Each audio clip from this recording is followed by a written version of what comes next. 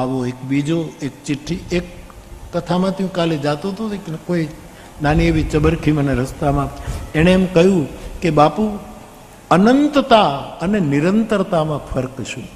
સારો પ્રશ્ન. અનંતતા કોને કહેવાય ને નિરંતરતા કોને કહેવાય? એના જવાબો રામાયણમાં જ છે.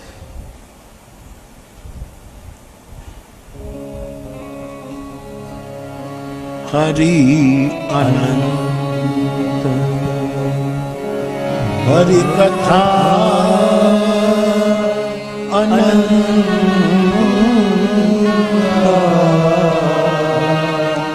હરિ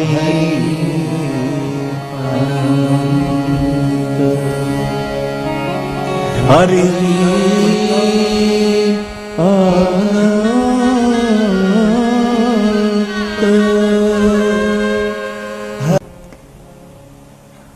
શિવજીએ કથા માંડી ત્યારથી આ કથાઓ ચાલે છે અનંત અને ચાલતી જ રહેશે, ચાલતી જ રહેશે, ચાલતી જ રહેશે. તો હરિ અને હરિની કથા એ અનંત છે. પણ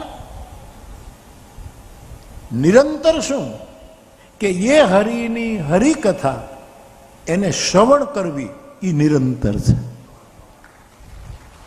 નિરંતરતા શ્રવણ સાથે શબ્દ જોડાયો છે.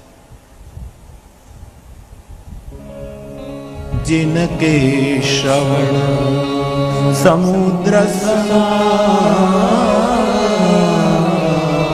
अकथा तुम्हारी सुबह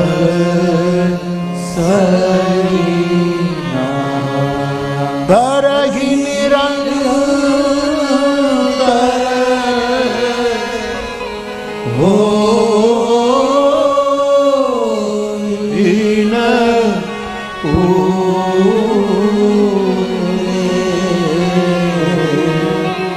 तीन के